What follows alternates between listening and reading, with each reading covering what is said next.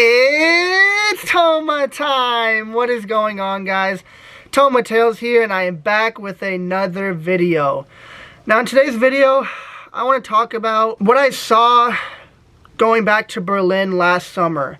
Now, if you don't know this, I was born and raised in Germany. I left Germany at 14 years old to move to America. Now, the last place I lived in Germany was Berlin for about a year and a half. And what I remember from living there for that year and a half was how awesome it was. Like, you would go out and the city would be, you know, very busy, a lot of people. It was a very good, positive energy. I remember, if you guys don't know, Alexanderplatz is like the most, kind of like the central area where people gather to, you know, go eat hot dogs. There would be hot dog vendors everywhere. They had the best hot dogs. You know, it was super busy. There was, you know, Christmas markets, everything. It was just a very, very, like, nice time living there. And I remember anytime I would, you know, want to go downtown to that spot, it was always busy and always packed. Now, as I just said, my first time going back to specifically Berlin was last summer. And what I noticed after a 6-7 year span, because I hadn't been there for about 6-7 years, it was mind-boggling and it was shocking. Now, firstly, you know, when I went back, we went to that same spot, Alexanderplatz, and there was nothing going on. It was summertime, the sun was out, it was midday, and there were no hot dog vendors. Now, they're not really hot dogs, they're bratwurst, but whatever.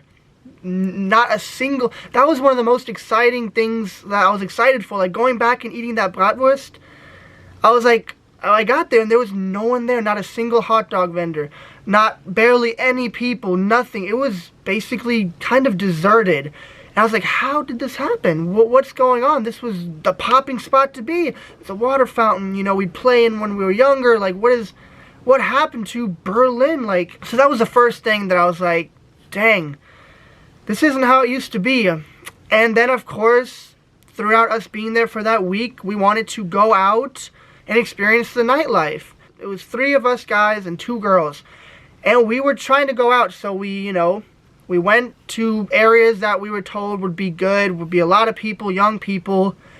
And what we noticed was something I've never experienced before in my life. And I'm 23 years old. I've been going out the last like 5 years of my life, every weekend.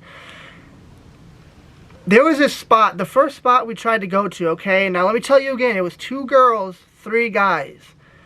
Now we were told that at this spot, you had to basically strip down almost naked just to get in. Their requirements were, you have to be slutty, men have to take their shirts off, have to possibly be in underwear, women, bras, lingerie, whatever. And we're like, what the hell is this shit? You know, like, that, I was like, we were all like very shocked. And so I remember us, we go there, we're at the spot, we're waiting in line a little bit, you know, us guys, we took our shirts off, the girls took their shirts off, so we at least, you know, looked presentable to their standards of getting into this club that was popping. Bouncer was essentially like, we're not letting you in, you only have 2 girls, and you're not dressed naked enough.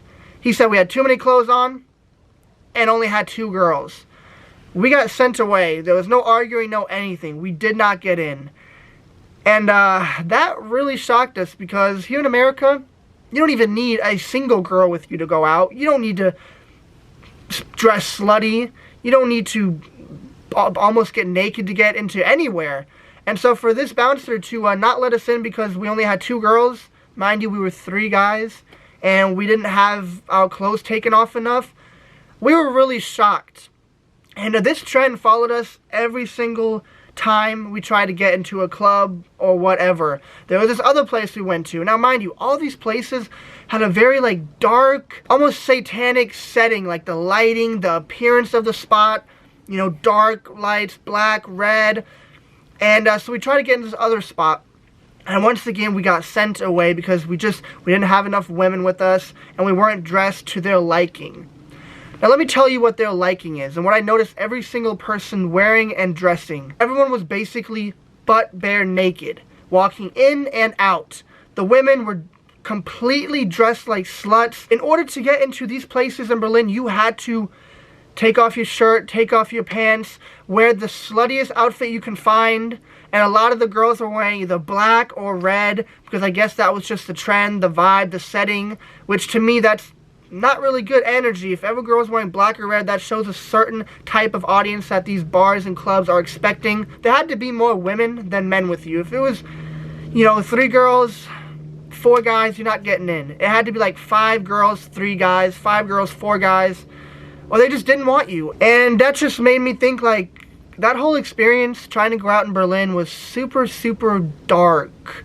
Like, it wasn't a good, positive energy. It wasn't like, yeah, let's have fun, let's drink and be positive. Just gave me a feeling of dark energy. Everyone was just almost butt naked. All the guys were smoking cigarettes, shirtless, skinny, like they're, you know, deprived of food. And they had, like, chains on their neck and just dark clothing, leather boots. Just the whole vibe of demonic, essentially. Looking back, that was not the Berlin I remembered at all. And I know people in Berlin can relate that there is a massive trend of delinquency going on in Berlin, where dressing satanic, demonic, smoking cigarettes, wearing chains, wearing only dark clothing, red or black, and sexualizing yourself is running rampant. It's crazy to see what's happening to a lot of these cities in Europe now. I mean, it all starts in America. Now it's going to Europe, starting with the bigger cities. The only place you will find, you know, that innocent, that traditional German woman or man who still has morals, pride, and values, and respects their family and what they created for them, is the smaller cities, because they're harder to be influenced by the trends that is happening around the world. That's what I wanted to talk about today. It's sad to see that the places that I grew up in are turning out like this. If you have your own thoughts on it, let me know. If you want to subscribe, like, comment, whatever, I appreciate it. Peace out.